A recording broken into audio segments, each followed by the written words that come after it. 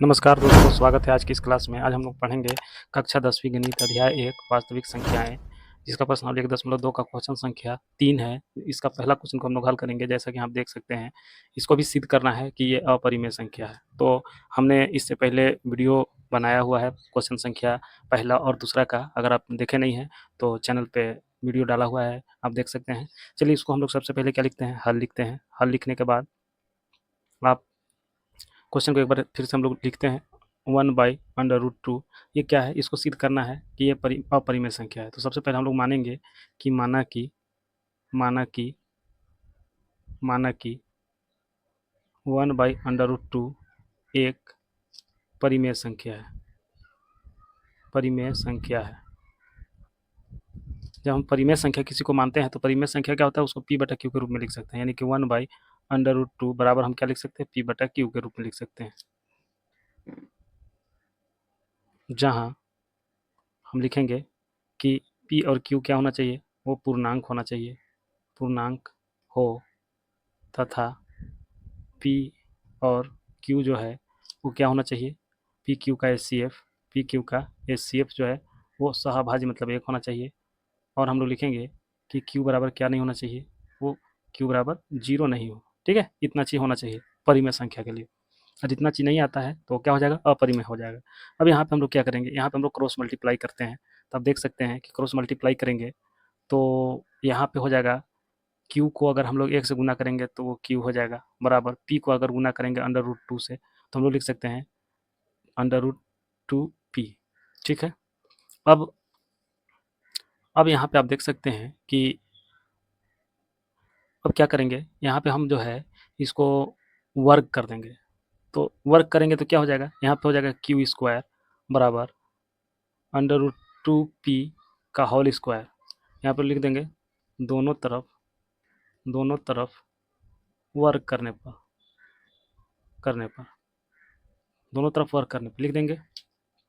अब इस तरह से हम लोग लिखेंगे आगे कि यहाँ पे हमारा क्या हो जाएगा कि q² बराबर, ये वर्ग से जो है रूट क्या होगा, कैंसिल हो जाएगा।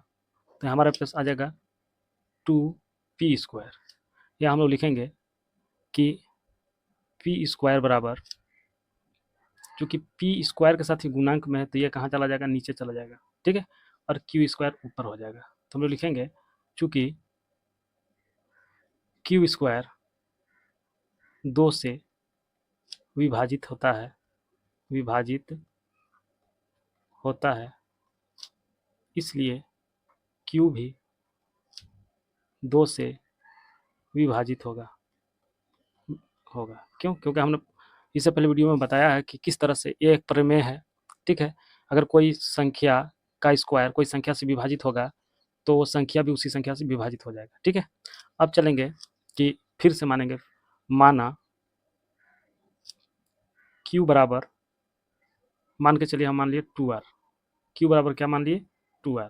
ठीक है, q बराबर 2r मान लिए। अब इसको हम लोग समीकरण 1 मानते हैं।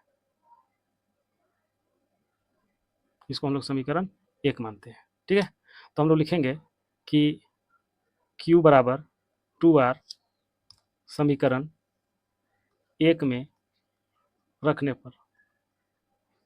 ठीक है, तो आप देख सकते हैं यहाँ पे हमने लिखा कि q बराबर 2r को समीकरण 1 में रखने पर। चूंकि यहाँ जगह नहीं है तो हम लोग नेक्स्ट पेज पे चलते हैं। तो नेक्स्ट पेज में आप देख सकते हैं, यहाँ पे हम लिखेंगे इसको फिर से दोबारा कि q बराबर 2r। तो q बराबर 2r को हम लोग किस में रखना था, समीकरण 1 में। समीकरण 1 हमारे पास क्या, आप देख सकते हैं यहाँ पे लिखा हुआ है कि p² बराबर q²/2।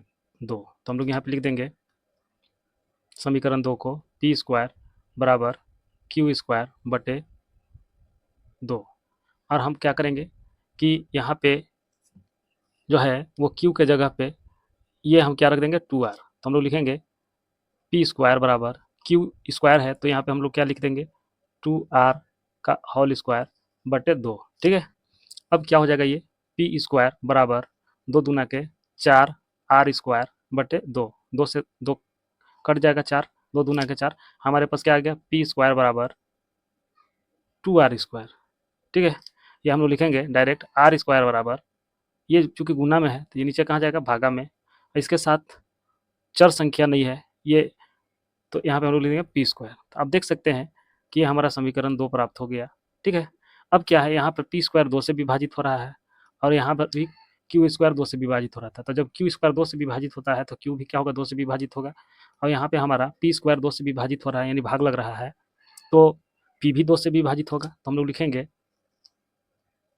लिखेंगे चूंकि पी स्क्वायर 2 से विभाजित है इसलिए पी भी 2 से विभाजित होगा।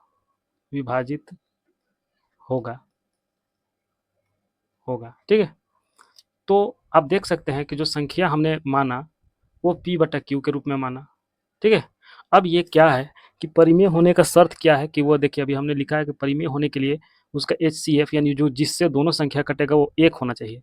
जबकि आप देख सकते हैं कि यहाँ हमारा क्यू किससे कट रहा है, 2 से कट रहा है, और पी किससे कट रहा है, पी जो हमारा है वो भी 2 से कट रहा है, यानी ये दोनों जो है सो 1 के अलावे 2 से कट रहे हैं। जबकि परिमेय संख्या होने के लिए सिर्फ 1 से ही कटना चाहिए, उसके अलावा किसी से नहीं कटना चाहिए, तो ये गलत हो रहा है। तो हम लोग लिखेंगे कि पी और क्यू का HCF बराबर 2 आ रहा है।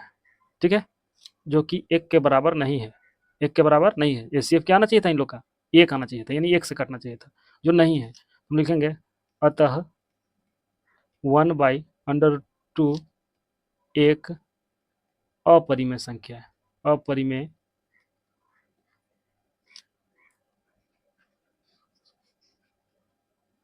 हम लोग अतः